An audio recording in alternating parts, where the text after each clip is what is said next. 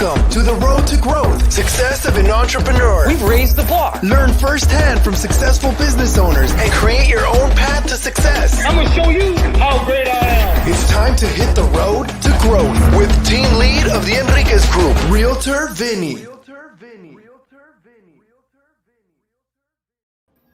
Hi, all you Road to Growth listeners. Today, I have Elizabeth Dodson. She is a co-founder of HomeZada. Simple and easy. It's kind of fun to say too, Zappa. Well, technically it's Zada. Oh, that's Zada. Okay. That's all right. It's still fun to say. Thank you for being on here. I don't bring it up a lot. I'm in the real estate field, and this is kind of a fun thing right here. I thought it's such a great idea what you're doing, kind of bringing everything together. And there's so much technology. I always joke about it all the time. It's like shiny objects all over the place, and you're trying to find, okay, what's the better shiny object here, and kind of diving into your platform. I was just like, oh wow, that's a great idea, and I think a lot of people have tried to do it. It seems like you're on a really great path of actually succeeding in doing it. Yeah. So thanks for having me, first of all, and thanks for everyone who's joining us today on this live event. One of the things that we do at HomeZada is we actually help homeowners manage their homes the best way we see fit. And part of doing that is bringing them all the ability for them to take all these photos of the contents that they have, track all their maintenance calendar, activities, track all of their projects, their finances, all in one central, safe and secure location, whether they use their desktop or their phone. So, we're going to dive deeper into HomeZada. I'd love to hear your story. Where it all came from. I know you have a background in commercial, or in basically corporate world, not commercial, corporate world. But where did you come from? Where did Elizabeth come from? Where did you grow up? Yeah, so I grew up in Baltimore. So outside of Baltimore, in Baltimore, Maryland. I now live in Northern California. And yes, I found my way through the tech industry from Baltimore to here. And I was in the commercial construction technology space in Baltimore at a hardware company. And then I met these gentlemen that started a commercial construction project management software company. And it was cutting edge at the time. It was really on the rise, huge opportunities. And they had their facilities in the Sacramento, California area. And they said, do you want a job coming to the company? And so I packed up, left my house in Maryland and rented it, and then moved to the Sacramento area and started working in the software world, and still in the same industry, commercial construction, and learned how technology was working, learned how we could provide value to commercial construction industry and make it more efficient. And then also what I noticed was living from one side of the country to the next, different weather patterns, different materials. So my homes required different activities. I then bought a home, but then I also built a home after I sold that last home in the Sacramento area. And I watched that process as well. And then I have this new home, and now I want to take care of it. And yet I couldn't figure out how to do it in an efficient way. And it was really frustrating. So I knew that there was some possibility that managing a home could be easy, because here we are working with commercial construction companies and all the owner operators that build these beautiful buildings around the world, stadiums, Disney parks, roadways, toll booths, you name it. We actually these companies probably used our software. And so I said, there's got to be a better way for us as homeowners to manage everything. There's got to be a better way. And I looked and looked and looked, and I looked and looked and looked. And then I looked and looked and looked, and nobody had built something. And so we had sold the Meridian company in 2006, went to work for the publicly traded company in the corporate world. Great experience, wonderful. So I had the startup experience as well as the corporate experience. And then here we are, 4 years later, my co-founders came to me and said, let's go start the business that you want to start, because we think you're onto something and nobody has built it yet. So here we are. And lo and behold, we have HomeZada, and it's helping homeowners and professionals all over the world manage properties and work with their customers. So how long ago was this an idea? Oh, that was a long time. It was 20 years ago. Okay. 20 years ago. I looked for 10 years And then here we are like 9 years later with HomeZada. So 20 years ago, now that your co-founders, Mm-hmm. were they also your colleagues, or who are they? They were my colleagues at the previous business. In fact, one of my co-founders in this business, he was the co-founder of the previous business. So he really had the entrepreneurial itch. And, like most people say, once you get it, you kind of want to keep it going. And I noticed that with my other co-founder as well. He also started several companies and was available. And he is now our CTO in our business as well. So here we are today. And that also helped us, I think, as well, because we already had relationships together. We already knew where our experiences are as members of our team. And what I mean by that is one individual has certain roles and responsibilities within the organization. Another individual has other roles and responsibilities, and so on and so forth. And that helps us know where our swim lanes are and know how we can grow the business a lot faster. And so that's kind of where we are, and also building that trust among each other. We already had it because we already worked with each other for so long. So let's jump back 20 years ago. You have the idea, right? Mm-hmm. You thinking, okay, it has to be a better way. Are you open about it with your coworkers? Is it over a glass of wine and it kind of just pops up? Hey, this is what I'm thinking. Or what? How do you? Some people are afraid to let their idea out to other people because they think it's going to get stolen. Right. So what happened with you? Yeah. So just FYI, ideas are just ideas. Unless you're going to execute on it, it doesn't matter. I'm just going to put that out there because I'm not the only one that's ever had this idea. Like everyone, a lot of other people have probably had the idea. But for me, honestly, it was the most hilarious thing. I just kept complaining in the office. I'm traveling all the time. I'm like, I don't understand. There's got to be the entire office heard me complaining about this. Hundreds of people. I'm like, I just don't understand. Has anyone come across anything? And I was asking for people if they knew of a solution. Nobody did. And they thought I was I probably thought I was crazy going, why are you worried about this? We gotta go sell product. We've got to go market product for the commercial side of things, for the commercial construction side of things. And I said, because my life is really challenging. I'm traveling all the time. I've got a lot going on. I really need to make sure I'm maintaining my house, and I'm also not wasting money, because that's happened quite a few times as well. But they all kind of just looked at me like I was crazy. And then all of a sudden they kept hearing it and hearing it and hearing it. And the frustration wasn't going away, but I was so busy in my existing role. It did require someone else to initiate the discussion. So the idea is an idea. Then when did it actually start bearing fruit, where it was like, okay, I'm going to actually build this idea? Mm-hmm. Was it when they came to you 10 years later, or were you slowly kind of over time kind of seeing how you can actually implement it? No, it did come from when one of my co-founders came to me 10 years later. Like I was happy in my job. I was busy. I did not need to start another startup because I was an early stage employee of this particular company. I was like, I didn't need to be in another. I'm like, let's just get it done. And so I was, for sure, someone else had already created something. I just didn't find it yet. That's what I was thinking. But then one of my co-founders did his own research after hours and said, no, I don't see anything out there. And he kept looking, and then he came to me and said, I think it's time. I think there's another software startup in us. And how do we make that happen? And I was like, what are you talking about? And then he's the one that initiated the idea. Like, you have this idea. Here's what I see with it. And he's a product designer. And so his mind is actually designing the product as he's speaking to me. And I was now envisioning what it looks like. And I go, well, I hear what you're saying, but it needs to do this, or it needs to do that, or it needs to work this way or that way. And all of a sudden we were sitting there verbally designing this product. And we said, okay, this is a viable option. This could be a huge market opportunity. So there is a market opportunity for this, because if we're homeowners that are struggling with this, there's got to be other homeowners that are also struggling. So we looked at what could it be, meaning the product itself, the design of it.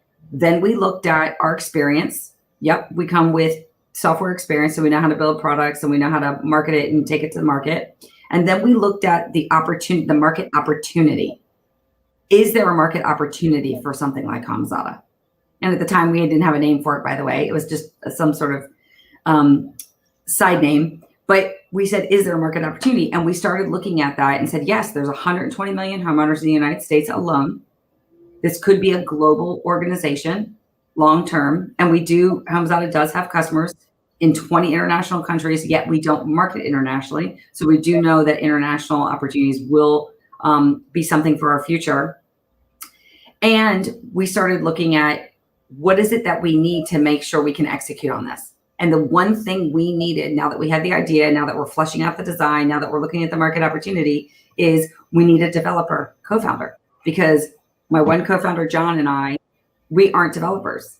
We can design it, we can market it, we can sell it, we can manage the finances of the company and the organization, but we cannot develop product. So that's when we took the idea to David and said, are you interested in joining us in this process? And here's what it could look like. And this is why we need your skills, because you have the development capabilities and we don't. And then he did his own research and also looked at, okay, what's the market opportunity? And is there a viable product? Can we build this? What could this look like? And then we came together and we said, all right, this is something we believe is viable for these conditions. We've got the team, we've got the market opportunity, and we've got a design element. And now that design is going to improve and get better because we've got this developer co-founder as well.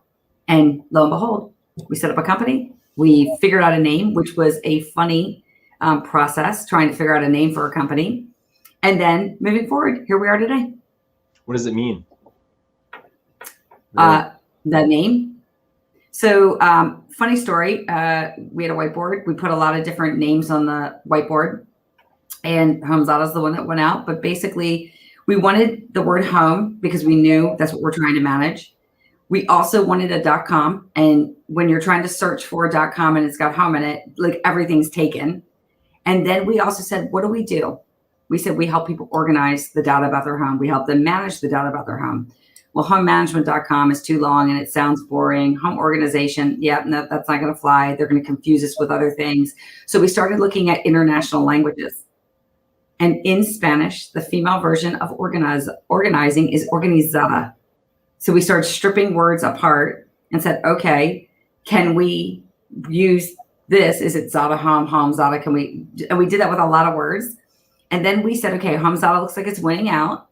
So let's go look and make sure that we're not offending anybody, because we knew could be a market opportunity. And then we found out the word Zada is also a female girl's name in Arabic and in Hindi, and it means prosperous and blessed. And I said, we're in. So here we are today. Now, one of your founders started another startup, and yes. And you were part of that original group. Yes. Did you have to leave your startup to start this company, or were there funds available that you actually could get a salary when you started up this company? How did that work? Great question. So we had sold that previous startup and we had been working for the corporate organization for 4 years. So we did have salaries. We did have an exit strategy with that startup, but we were not tied to that anymore. That company who acquired us did not require us to stay. Any of us could have left, but a lot of the core members of that original company, which was called Meridian, is there. Some of them are still at the company. It's a great organization. Our products were amazing when they were out in the marketplace. And so we decided, because we had an exit strategy and some of us did fairly well, and we also needed to start the startup, we had to sever our ties in order to commit to the startup. And part of the reason why we had to do that as well is when you work in a job that you're in, you end up working a lot of hours. And we were really committed to the company that we first were a part of, which was Meridian, then Trimble. And we were committed to that organization. And if we tried to do this on the side as a side hustle, we knew we weren't going to be able to be truly focused either on the HomeZada product or our roles within Trimble. And we didn't think that was fair to Trimble nor to the product HomeZada. So what we decided to do is sever our ties and resign from our jobs with Trimble, which was in our thought process the best thing possible. And then we used some of the capital from the sale of the previous company to start HomeZada.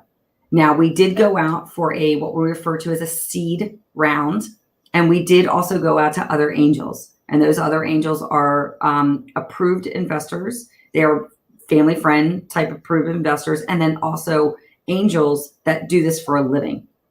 So organizations that do this for a living that filled out this round to allow us to continue to build out our product. But I will say this, as startup co-founders, and for anyone who's ever started a business, you don't take salaries for a while. You're there to commit to building a product and to marketing that product and getting it out to the market. And you just change your lifestyle a bit. You figure out how to minimize certain spending habits. You learn to go back to the early days when you're like in college and you're like, okay, we're gonna have some fun, but we're really committed to this company and we want to grow it. So we're gonna make some changes. Did you or any of your co-founders have significant others when that transition happened? Yes. So we all do. Yes. Okay. How was that? So I'll be forthright. The first one of my co-founders is my husband, and that has a lot of different dynamics. So for us in our process, we had to make sure that we were separating professional time from personal time. Because most people, when you are in a startup together, you work around the clock. And so you have to purposely and intentionally carve out time where there's no work. Because you'll do it 24/7 and then you'll forget to be a couple. You'll forget that there's a marriage. You'll forget to go visit your friends, your family. You'll forget all those things because you're so involved in this business. So intentionally, we set guidelines to help with that process. And my other co-founder, he has a spouse and 2 kids.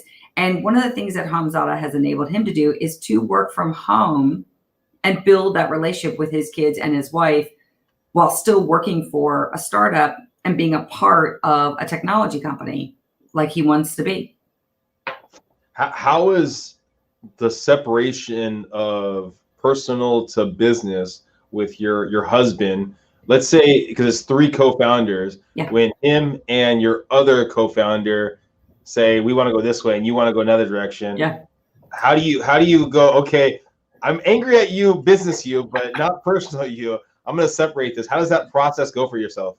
Oh, that's a great question. So the first thing you have to do is you do have to separate the personal from the professional. And my husband and I are fortunate that we've been working together for a long, long time, for over 20 years together. And one of the things that you do is we evaluate the business aspect of it. So we basically talk about verbal business cases or written business cases. And what I mean by that is when you look at an idea, why would we build out the product in one area? And what kind of revenues is it going to bring to the table? What's it going to fix if it needs a repair or there's other enhancements that are happening? So for instance, if there's a new version of mobile apps, do we need to get up to par with that? That's just a necessity. Is there a new feature set that we need to add? And then why? Is it a partner's asking for it? Is it a customer's asking for it? How many customers? What will this do? What will this cost? How long will it take? What would be our release date? Are we going to market it? All those different areas. We just talk about that from a business perspective. And then we bring not only to the table that one idea, but actually multiple ideas. Because what we look at is what are the options that we can do that can either improve the product, we can change out our marketing. What does that look like? And then we evaluate that against different options. And then we come to the table as a team also and talk about those options. Because when you can talk about the different things that are going on, you can also come to the table and say, maybe none of these options are actually great. Maybe we've just discovered a 4th option that we really need to consider. And that's the option that's going to happen. But one of the things that happens in a startup company and even some small companies, we tend to get in our workday And we forget what's going on with all of our colleagues. And yet their impact has an impact on what we're going to be doing in our days moving forward, and vice versa. So how do we bring all that to the table to make the best decisions? And believe it or not, we all, because there's three of us, it's almost like at one point, I'll side with David, and then David will side with John, and John will side with David, John will side with me. I mean, we have it all the time. Like whatever's going on at that moment, it's not personal. It's what do we think is best for the business? And then if we don't understand why other people are bringing a certain option to the table, that's when you learn to ask a lot of questions. And we are questioning people. We constantly are questioning the situation and moving forward. The other thing that we also take a look at when it comes to decision-making as part of the business plan, which I highly encourage anyone to do in any business, is evaluate the data. And what I mean by that is, what are clients requesting? How many clients are requesting it? Why are they requesting it? What are people using in the software? Where are they seeing challenges? And then if it comes to marketing, what marketing capabilities are working and why? Like, can you actually measure it from, is there traffic to your site? Is there more information, or did it cost too much to put this together and then it didn't pan out? I mean, just look at all the different variables to make sure that you can understand and bring that data to the table. And it's also not a pure subjective, I think this is what it's going to be, and this is where we need to go. It's also an objective decision as well, because you have data that backs it up. One thing you said about the questions, keep asking questions. Is Yes. there a rule of thumb, at least that you've come across with your colleagues, when to stop asking the questions? Is it 24 hours, 48 hours, a couple of weeks, or do you just keep asking the questions until you actually feel comfortable in the decision? So we keep asking the questions, keep asking them. However, we also set a deadline. Deadlines force those questions. And the reason being is because, as I think you're trying to indicate, if you keep asking questions, it could delay a process, and then nothing ever gets done. And that is one thing we are not about. Like, something still has to get done, even if it's a no. Something still has to get done. So what does that look like? And when are we going to start the process? And so deadlines are really helpful for all three of us in order to make the decisions. And then we look at, okay, is it a product enhancement or some sort of feature set? When do we think the delivery date's going to be, so that we can get the marketing side of the area going? And then if it's a marketing activity, when are we going to roll this out? What does this look like? How long is it going to run? When are we going to do the measurements? And then when are we going to meet again to review those measurements? So deadlines play a role in making those decisions, but asking questions, I say do it all the time, because it may result in something new the next time around. Can you walk us through your exit strategy? You talked about that earlier. Yep. I know some people, I mean, they're in, like you said, you're in corporate world, you're in your job, and you might have an idea of doing something else, yet you're in it every day. And when you're done with it, you just want to relax. So you don't actually try to build out a strategy to leave. I mean, what are the time frames that you looked at when you were building that exit strategy, and what was that process like? Yeah, so I remember that was very difficult, because I literally loved the company I was working with. I loved the people I was working with. I loved the products and what they did for the industry. Everything about it was like, I felt like it was a child. And what I mean by that is, I don't have children of my own. So I was like, I love this company. I love everything about it. And it was a struggle. Do I leave? Don't I stay? What could happen? But I also knew the way I commit to a company, I work really long hours. That's just who I am. And I knew that I wasn't going to be able to stay at the current company in my current position, work the kind of hours I was working, and then put in the time I needed to start another company. And so evaluating that process, albeit it was very challenging in my head, I said to myself, okay, I have to let one phase of my career go in order to try this. Because if I don't try it, then I'm gonna keep asking what could have been. And I'm gonna keep saying to myself, maybe I should have, maybe I shouldn't have, maybe I should have, maybe I shouldn't have. And then some people may say, well, what if you leave and you say, we should have stayed? I'm like, I also understood that if push comes to shove and I left and things didn't work out with HomeZada, then I knew I could find another opportunity, whether it was in the previous industry that I was in the industries that I'm now being a part of, or in some other capacity, because I know that personally I could get another job. I just knew that that was a possibility. But trying to run this new company, I knew that this opportunity was sitting in front of my face, and I had two other co-founders who were eager to be a part of this, that I may not get this, the timing may not align if I don't take this initiative right now. And so I literally started talking about this in July. I remember this, July of 2010. And then I made my decision, I believe at the end of August, because I had to think about it. And then once my decision is made, the kind of person I am, I'm done. And so at the end of the year, I was going to leave the Meridian/Trimble organization. And then on January 1st of the next year, I was going to start this other company. And I made the decision, and I was stuck on my decision. It was very challenging. I couldn't tell a lot of people at the organization for a very long time. And the Trimble organization also, they wanted to roll out this messaging, because not only was I leaving, but so was my other CTO, and so was the co-founder of the original company, which happens to be my husband, but he was also the president at the time. So it was a complicated kind of process to roll out the messaging. But once my mind was made up, I was like, no, I'm all in. I have to let one part of my story go and go into the next story. But that's just also my personality. But it was not without its challenges. And believe me, I think I cried. I think I yelled, because it was like, this is something that I loved. I loved Meridian, I loved Trimble, and I loved the people. And I felt like I was kind of abandoning everybody. But in reality, I knew I wasn't. So you talked about the idea when you start a new company, you have to lower your expenses, right? You have to lower your expenses. Yes. So did you have a set number in August till the end of the year that you wanted to start lowering your expenses and start saving money? Was there a set number, or was it just like, I need to start lowering my expenses, start understanding how to do this? So I didn't have a set number, Okay. but I did started lowering expenses in that August timeframe. I said, okay, I have to start getting prepared to understand what this means.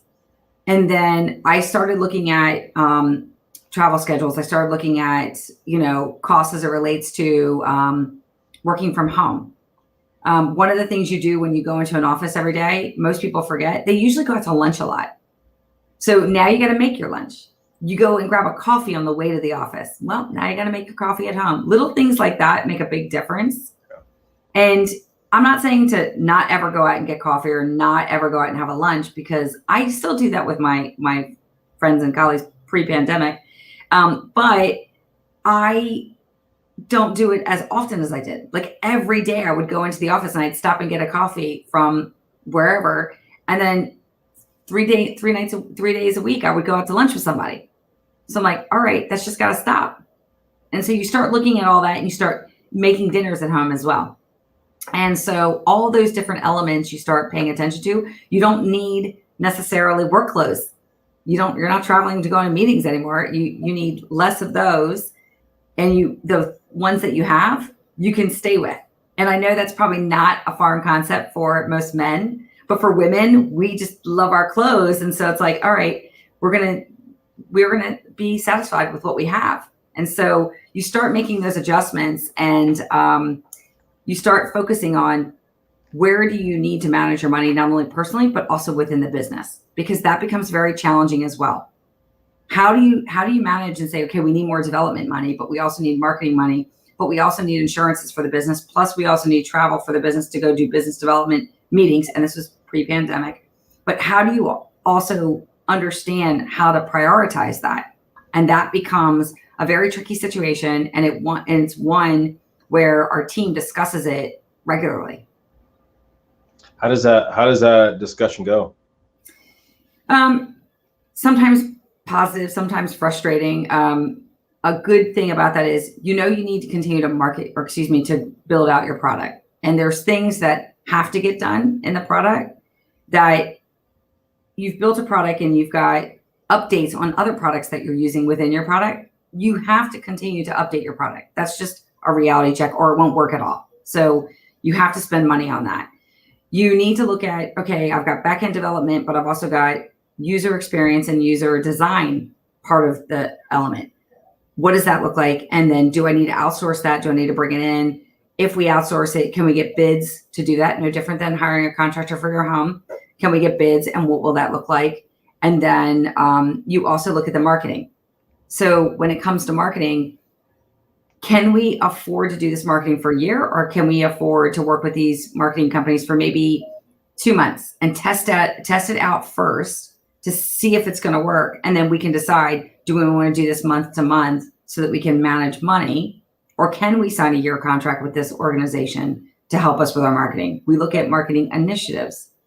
Will this actually work for our organization? And a good example of that is we get a lot of requests for people who want to work with us on like print ad campaigns. And that still goes on. And I'm not saying it doesn't work, because I do know it works from a branding perspective. But because our priority is to get users to our website to help educate them about what we do, and then eventually to get signups to our platform, we realize that putting a print ad is not going to work as effectively as, let's say, a PR campaign. That will be better for us. And we've tested those numbers. So we now prioritize exactly how we're going to spend our money. Even though something sounds really great and it's really cool, we're like, you know what? We're going to come back and get grounded and look at what works and then spend our money there. Now, believe you me, when you have to do things with development and you're the person that's in charge of all the marketing and sales, and you know development is required, sometimes you get frustrated going, oh, I just needed that extra dollar for this one project I wanted to test. But the timing just isn't right now. It's not that you're not going to ever do it. It's just not right now. So something we talked about before we got on mic was the idea of what's your biggest struggle has been. And it's been the idea of getting the word out, because it's a new product. I mean, it's I guess a new idea too, and getting that out. What do you think has been kind of the learning curve of figuring out the best way? And I know you talked about it already, in print compared to online, but what does that learning curve look like? So the learning curve, there was a lot of learning curve. So remember, as I told you, my journey started, as well as my team's journey, in B2B, business to business software technology. And we never sold to consumers. Now we're selling to consumers, so B2C, but also to B2B2C, so business to consumers. So we have a lot of industries we work with. On the consumer side, we had to learn how to communicate with consumers. So that's the first thing. And we had to learn how we as a team may be perceived as one set of consumers, but there were other different types of consumers. So we had to learn that. That was a big learning curve for us. The next thing that happened is we also have partners in real estate, mortgage lending, as well as insurance and a variety of other industries. We don't come from those industries either. So we had to ramp up our education on those industries, how they operate, what the process is, what does that look like, what do people need in those industries, and then what do they value, and how they want to work with their customers, and can we help them bridge that gap, providing value. So the first part was pure education on how we learn about these industries, and also the consumer marketing. The second part was all about testing. How do we test certain areas of marketing that will work? And what does that look like? Social media and different platforms on social media, which are also very different. Video content versus print or photo content, media content. Do we talk about our product as an all-in-one solution, or do we talk about our product in micro messages? So one of the things that we also learned through this journey is that even though there's 120 million homeowners in the United States, each one of these homeowners is in a different phase of their homeownership journey. Some people are new homeowners. Some people have been in their homes for a long time. Some people are downsizing. Some people are investors. Some people are buying vacation homes. Some people are going up in homes because they no longer want to live in the urban areas. So a lot of different things are happening. over the course of working with HomeZada. And one of the things we started realizing is because these homeowners are in different phases and they're going through different journeys in different locations in the country at different ages and so on and so forth. And by the way, everybody is a user of HomeZada. Doesn't matter what your age, what kind of homeowner you are, where you live, etc. It is making my life a little bit more fun, but challenging as a marketer. So one of the things that I do is I started playing around with micro messages. So can I talk to a first-time homeowner with this message? Can I talk to someone who is buying multiple homes with this message, and so on and so forth? And those messages tended to work. And we continue with those while still using our all-in-one solution, because that's also still appealing to people. So learning how to do that has been a big part of the overcoming the challenge of getting the message out about HomeZada, and then learning how to get it out with variety of sources, helping people understand what does this mean, whether it's PR, whether it's podcast, whether it's through social media, whether it's through our partners. What does that look like? And it varies depending on who we're talking to. So with HomeZada, it's basically a tracker, right? It's a tracker for all these different contractors, individuals you're going to be using, right? For how do you guys get paid? Is it through like an overage on the work that's being done, or how does that work out? Great question. So we are a subscription model, and so we have 3 tiers. So there is a free tier, or what we call essentials, and that gives you home inventory so that you can track all those contents. Then we have a premium tier, which includes not only home inventory, but maintenance, projects, and finances, so that you can understand more about your home, and you'll get these reminders when your tasks need to be completed, and so on and so forth. And then deluxe version is for our homeowners that want to do one of 2 things. They want to break apart what they've done with their house and then give it to the new buyer of their house, so that the buyer can then continue to manage their maintenance projects and has that, what we refer to as the fixed assets of the house. And then it's also for those people managing multiple homes. And the premium and the deluxe versions are $59 a year and $99 a year, respectfully. And people can go in and they can sign up online at homezada.com. And that's how we build our brand. And then one of the things we do with that, and why we also charge for our product, is we believe that the homeowner's data is so personal and so specific and so valuable, it belongs to them. And we do not sell their data, which is really, really important. So do you have vendors that are attached to that platform, like contractors, or is it the homeowner basically gets the contract and then inputs the information into the platform? The latter. So because things are so unique depending on where you are, and homeowners are also unique, homeowners may actually use their own resources. So we have a lot of remodeling contractors as homeowners using HomeZada. So they're like, well, I don't need to hire anybody. I'm going to use my own skills. Or people have their own preferred contractors or a variety of other service providers that they work with, whether it's pool services, cleaning services, lawn services, etc. And then the other thing that happens too is many of them may look for other solutions, but they want to input that information into HomeZada. So we speed up the process of creating a home inventory, of setting up your projects and your maintenance calendar. We pre-populate some of this information, but other information, because the home is so personal, the homeowner is entering in a lot of their own data. And then at the same time, we work with other professionals on our HomeZada professional side. So there are professionals out there that, for instance, will create a home inventory for you, and they will give you that through the use of HomeZada.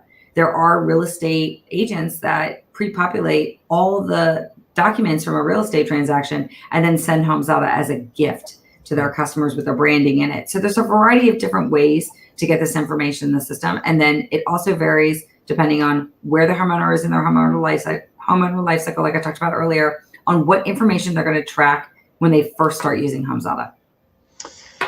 And let's say we're talking, let's say 5 years from now, where do you see HomeZada evolving into? Where do you see it growing? Where do you see yourself growing to? Yeah, so with HomeZada, I completely see it growing in terms of user base, but also in terms of partners. We have a lot of partners we work with, and they are recognizing that they can extend their brand and stay connected to their customers with HomeZada. And one of the things I also see valuable for HomeZada and the industry is helping homeowners really understand what the total cost of homeownership is for them specifically. Also helping them understand how they can make better decisions with regards to their home, because we do spend a lot of money on our homes. And then we do have to make a lot of decisions, because let's face it, our homes are built of these tiny little parts and pieces that come together that build this beautiful thing that you live in. So helping them understand how to make the best decisions for not only their home, but also their personal finances. And then for me personally, I see the opportunity huge. I will continue to grow in my career. I will continue to grow in my education of working with my customers, working with the consumer type of customers, but also my partner customers as well. And I also see HomeZada growing, which will also help with my own personal career, because I love the fact that when I get to engage with other employees and bringing in other contractors that we work with to help HomeZada grow, you learn a lot and you gain a lot of education from what all these other individuals' experiences are to help the product be a better product for everybody else and help yourself become better skilled at knowing how to communicate with everybody. Last question. If let's say someone's listening right now and they're working with a Elizabeth from 20 years ago that's constantly talking about this idea, just a random idea, what should they tell them? What kind of advice would you give to them to tell that Elizabeth? Go for it. Go build it. Go build it. I think that that's one of the biggest things that I probably didn't do early enough is I didn't take enough risks early enough. Like I took risks with my career. I mean, I moved from the East Coast to the West Coast, like literally with a 30-day decision and just said, see ya, bye, later. And now it's very common, but back then it wasn't very common. And so I think it's about taking more risks, actually testing out what can happen, because the likelihood if you leave your organization with a good relationship, they may want you back someday in the future. So you may not have to worry about that per se, but gaining all this experience, starting a company and growing a company, that's huge. And we always joke in our team, we did it at the last company as well. Being in a startup, it's like being in a corporation for 7 years. You're doing so many things. You just are all over the map. You have different roles and responsibilities on different days, on different hours. You just literally, you have to do it. No one else is going to do it for you. And there's no one else in the organization that's going to do it for you. So you grow an immense amount when you're in a startup, and you actually have to learn how to make decisions very quickly, and you grow up fast, I think. Well, thank you, Elizabeth, for being here. Thank you for walking us through your journey. And I think anyone listening right now, if you have that idea, like she said, everything is just an idea unless you actually do something with it. There's a lot of ideas out there. So go for it. Go for that journey. Take that risk. Take that gamble. And thank you again, Elizabeth. Any last words you want to throw out there? Thanks. I want to say one, thank you for having me. But no, to everyone else out there, I hope you appreciated this information. And if anyone has any questions, they can always connect with me on LinkedIn. I'm always on LinkedIn all the time. Perfect. And her information is in the show notes. So thank you guys for listening. Please subscribe, please share, and go check out HomeZada. Bye, guys.